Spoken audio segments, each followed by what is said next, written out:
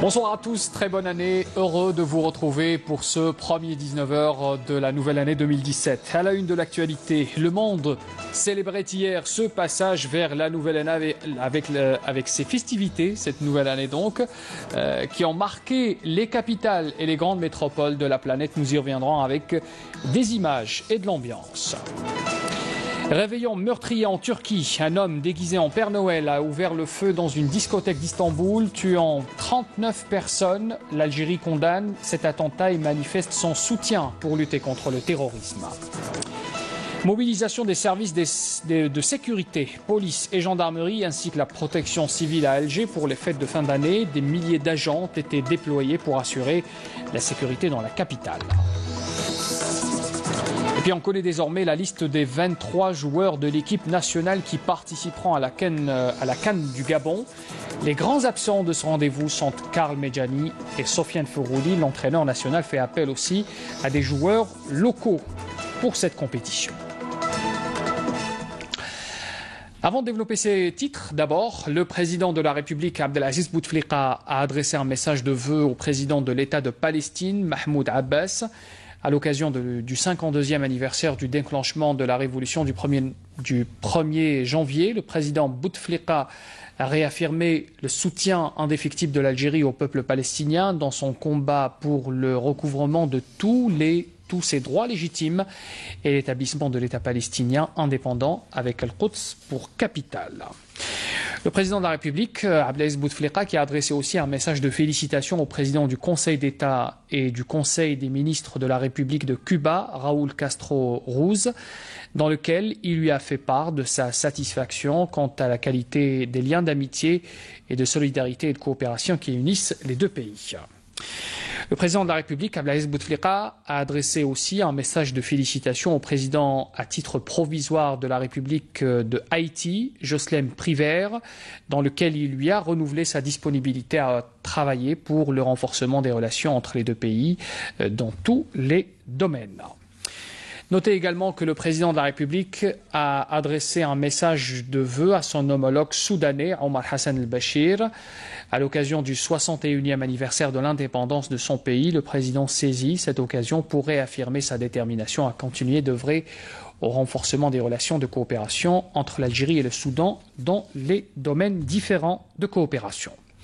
Et puis le président de la République a adressé aussi ce dimanche un message de condoléances à son homologue turc, Recep Tayyip Erdogan, suite à l'attentat terroriste ayant ciblé hier soir la ville d'Istanbul, dans lequel le président condamne énergiquement cet acte barbare, exprimant sa solidarité agissante de l'Algérie avec la Turquie. En cette douloureuse circonstance, permettez-moi de vous exprimer au nom du peuple et du gouvernement algérien et en mon nom personnel mes sincères condoléances à vous-même, au peuple turc ami et aux familles des victimes, et vous assure de ma solidarité et de ma compassion.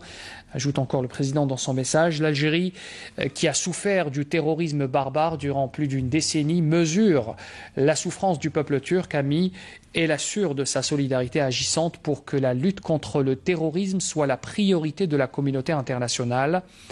En vous renouvelant mes condoléances, ajoute le président, des condoléances les plus attristées, je vous prie d'agréer, Monsieur le Président, cher frère, l'expression de ma très haute considération, conclut encore le chef de l'État dans son message de condoléances. C'est une véritable chasse à l'homme, il faut le dire, qui a été lancée pour retrouver cet homme, cet assassin, qui s'est déguisé, je le rappelle, en Père Noël, meurtrier d'Istanbul, cet assaillant qui a abattu 39 personnes et en a blessé plusieurs dans une boîte de nuit huppée d'Istanbul lors du réveillon avant de prendre la fuite.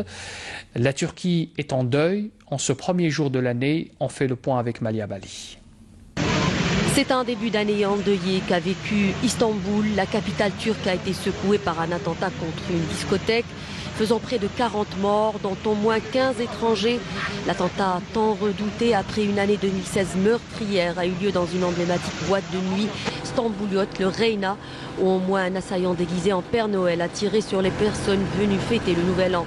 Après les multiples attentats et le coup d'État manqué l'été dernier, la Turquie avait pris d'importantes mesures de sécurité pour la soirée avec des contrôles de police musclés et des policiers eux aussi déguisés en Père Noël. Dans une première réaction à la fusillade meurtrière, le président turc a affirmé ce matin que l'attentat visait à semer le chaos dans le pays. Selon Erdogan, les auteurs de l'attaque œuvrent pour détruire le moral du pays et semer le chaos en ciblant des civils avec de telles attaques haineuses. Le secrétaire général de l'OTAN a déploré sur Twitter un début d'année 2017 tragique à Istanbul, un début triste selon la chef de la diplomatie européenne, Federica Mogherini. La Turquie a été la cible de nombreuses attaques qui ont notamment ensanglanté Ankara, Istanbul. Il y a à peine 3 semaines, un attentat revendiqué par un groupe radical kurde a fait 45 morts, dont une majorité de policiers.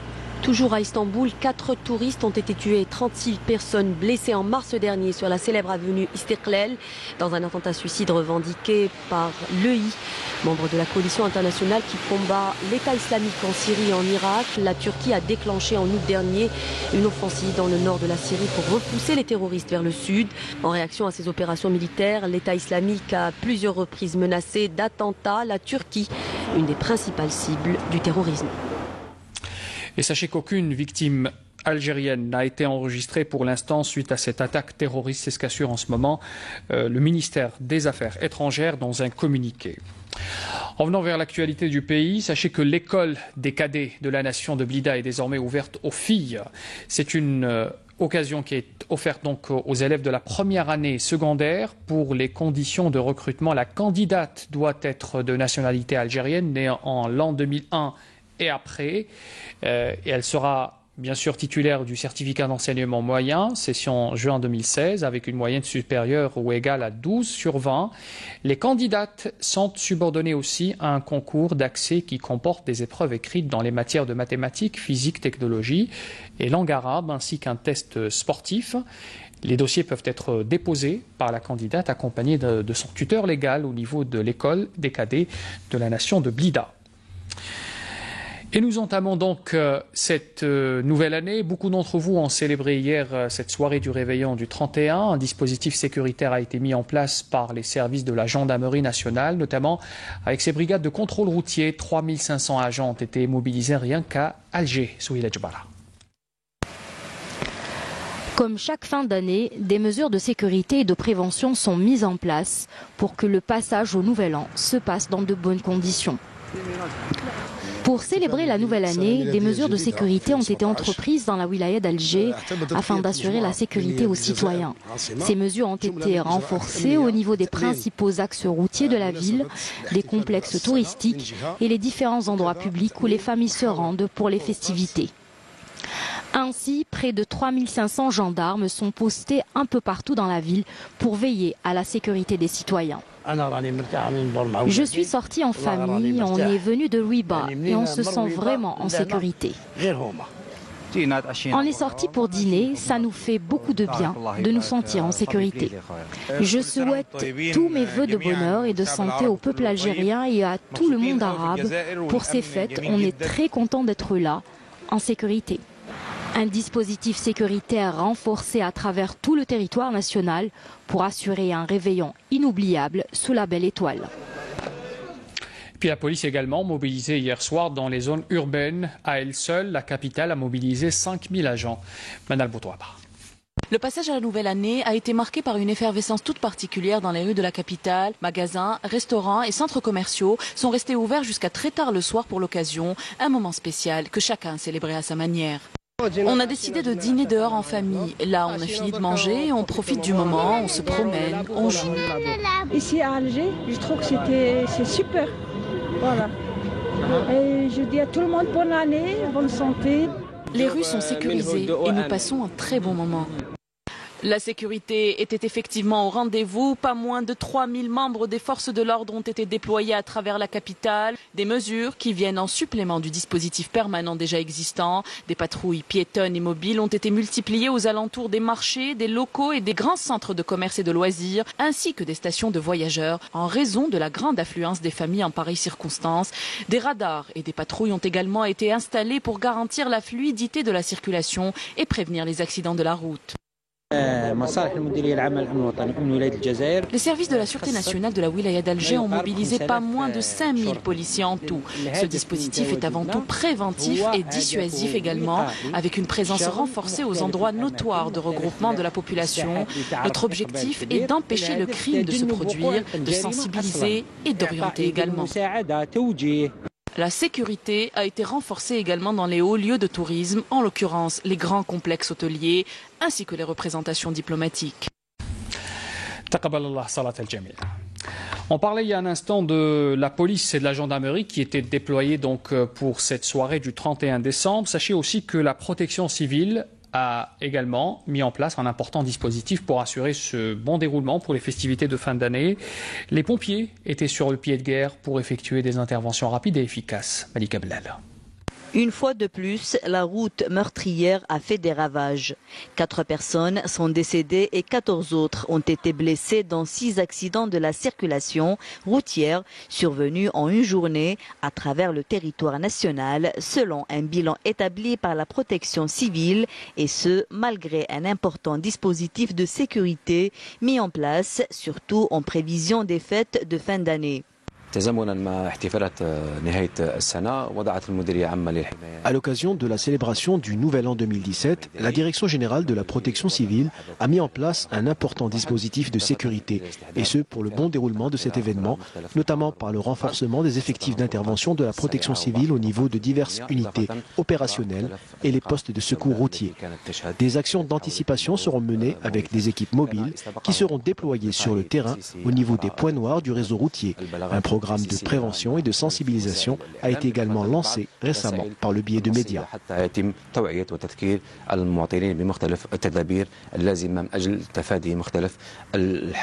Un numéro d'appel d'urgence de la protection civile, le 14, est mis à la disposition des citoyens 24 heures sur 24 pour toute information ou pour des appels de détresse en précisant la nature de l'accident, l'adresse exacte et le nombre de victimes. Toutes les capitales du monde ont célébré hier le passage à la nouvelle année. Fuseau horaire oblige, ce sont les îles du Pacifique, des archipels de Tonga et de Kiribati qui ont franchi le cap de minuit en premier, suivi des grandes capitales et métropoles de la planète Amal Messaïda. 26 heures est le temps qu'il aura fallu pour que tous les pays entrent en 2017 et c'est Sydney qui a été la première métropole à lancer le compte à rebours.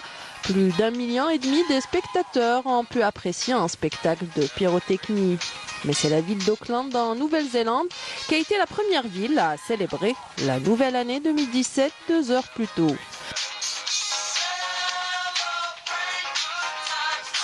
Les Japonais, eux, plus soucieux peut-être de l'environnement, ont préféré accueillir le nouvel an avec un lâcher de ballons.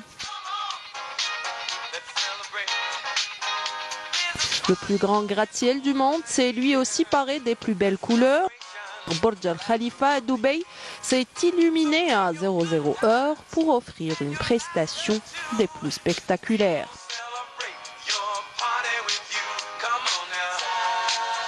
À Hong Kong, le spectacle de pyrotechnie a été juste impressionnant. Londres a quant à elle célébré le passage à la nouvelle année par un spectacle pyrotechnique au-dessus du Londres Eye, l'emblématique grande roue de la capitale britannique. À Paris, l'Arc de Triomphe s'est transformé au gré des projections lumineuses et colorées. Une foule dense a dû passer plusieurs points de filtrage pour accéder au spectacle. Moscou a célébré la nouvelle année avec un feu d'artifice au-dessus de la place rouge. Puis on connaît désormais la liste des 23 joueurs de l'équipe nationale qui participeront à la prochaine CAN au Gabon. Le sélectionneur national Georges Lekens a maintenu les principaux joueurs cadres. Les grands absents de ce rendez-vous sont Karl Medjani et Sofiane Ferrouli. À noter aussi que des joueurs du championnat national ont été convoqués comme Mortar Balkhitar et le joueur de l'USMA Mohamed Ben Yahya Halibi Aïcha. Selon les spécialistes, la liste des Verts concernés par la Coupe d'Afrique au Gabon qui débutera dans moins de 2 semaines a été établie d'après des critères logiques et n'a pas été sans surprise.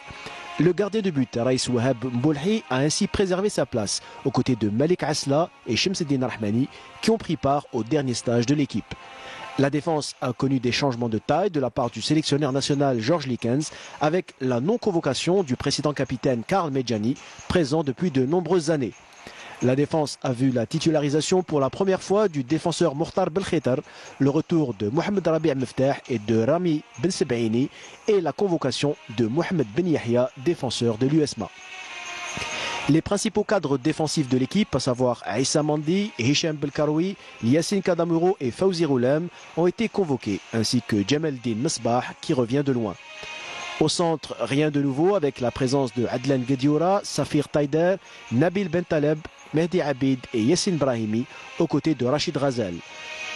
Toutefois, Sofiane Forouli, qui n'a eu qu'un temps de jeu réduit au sein de son club anglais de West Ham, ne fera pas partie cette fois de la sélection nationale, une première depuis de nombreuses années.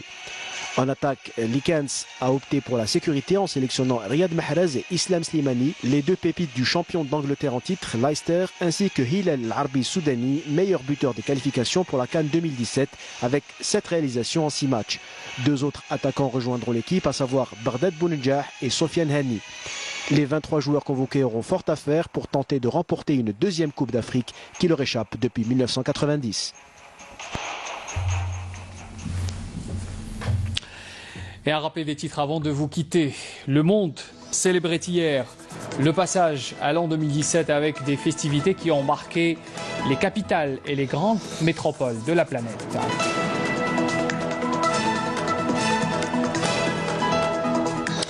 Un réveillon meurtrier en Turquie. Un homme déguisé en Père Noël a ouvert le feu dans une discothèque d'Istanbul, tuant 39 personnes. Le président de la République adresse un message de condoléances à son homologue Recep Tayyip Erdogan et assure de son soutien pour lutter contre le terrorisme. Mobilisation des services de sécurité, police et gendarmerie ainsi que la protection civile à Alger pour les fêtes de fin d'année. Des milliers d'agents ont été déployés pour assurer la sécurité dans la capitale. Et puis on connaît désormais la liste des 23 joueurs de l'équipe nationale qui participeront à la prochaine CAN au Gabon. Les grands absents de ce rendez-vous sont Karl Medjani et Sofiane Forouli. Et pour le plaisir, revoici les meilleures images du passage à la nouvelle année dans les grandes villes du monde. Sur ces images, je vous dis au revoir et à demain.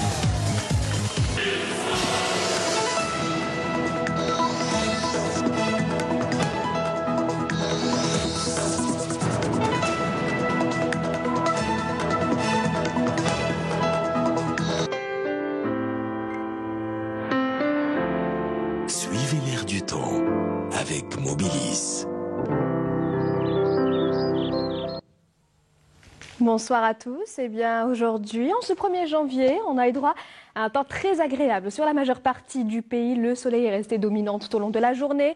Sur la moitié nord, sur la moitié sud, on a noté quelques passages nuageux, mais pas grand-chose, notamment vers la partie est, le Nord Sahara et les oasis. Pour demain, eh bien, on aura droit de la brume en début de matinée sur l'ensemble des reliefs intérieurs et puis beaucoup de soleil tout au long de la journée à l'ouest, au centre, à l'est du pays, ainsi que sur la majeure partie des régions sahariennes, du Nord Sahara vers l'extrême sud, en passant par la Saoura, le Sahara central, le Hogar et le Tassili. Et puis, on aura quelques passages nuageux en début de matinée vers les oasis et puis du soleil, bien sûr, à partir de l'après-midi. Les températures de la soirée, eh bien, elles restent toujours négatives sur les reliefs intérieurs avec moins 5 degrés à Al-Bayad Naama, moins 1 à Tlemcen, moins 3 à Al-Rouat, moins 1 du côté de Béchar, 4 degrés seulement à Ghardaya, 3 degrés à Tindouf, à Darar, 6 à Ain Salah, Hassim Saoud, Alger ou encore Oran. Et puis la maximale atteindra les 10 degrés pour l'extrême sud. Les températures de demain après-midi, eh bien, elles ne bougent pas, avec toujours sur la moitié nord un minimum de 8 degrés. Al-Bayat Naama Betna, 11 à Constantine, 15 degrés à Tizi Ouzou, 17 à Oran ainsi qu'à Alger, 13 degrés à Béchar, 15 à Ghardaya, 17 à Hassim Saoud, 16 degrés à Elizi, 18 à Ain Salah et enfin 22 degrés pour l'extrême sud. On termine ce bulletin avec l'éphéméride. Demain, le soleil se lèvera à 8h et se couchera à 17h et 44 minutes. Les nouvelles du ciel continuent toujours sur le site de Météo Algérie, les www.meteo.dz. Très bonne soirée avec la suite de nos programmes et à demain.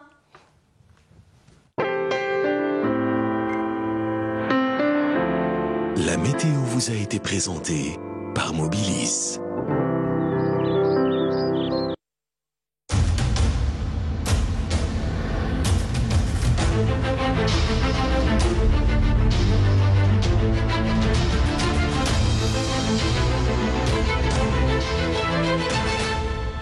تفتح مديرية مدارس أشبال الأمة المجال أمام فئة الإناث للالتحاق بمدرسة أشبال الأمة بالبليدة.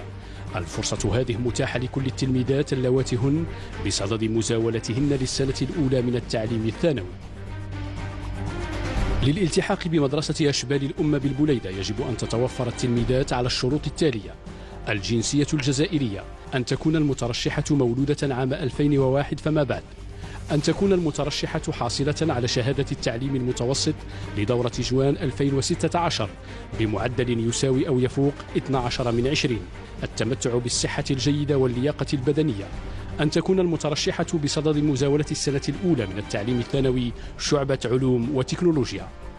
ملف التسجيل: طلب خطي محرر من طرف ولي الأمر مع ذكر العنوان بدقة ورقم الهاتف. نسخة من شهادة التعليم المتوسط للسنة الدراسية 2015-2016. نسخ من كشوف النقاط لكل من الثلاثي الأول والثاني والسنوي للسنة الرابعة متوسط للسنة الدراسية 2015-2016. شهادة الميلاد رقم 12، شهادة الجنسية وشهادة الإقامة. للالتحاق بالمدرسة تخضع المترشحات لمسابقة تشمل اختبارات كتابية في مواد الرياضيات، فيزياء، تكنولوجيا، اللغة العربية، كما تشمل المسابقة اختبارا في التربية البدنية وفحصا طبيا. تودع الملفات بمدرسة أشبال الأمة بالبليدة ابتداء من صدور هذا الإعلان، ويكون إيداع الملفات من طرف المترشحة مرفوقة بولي أمرها.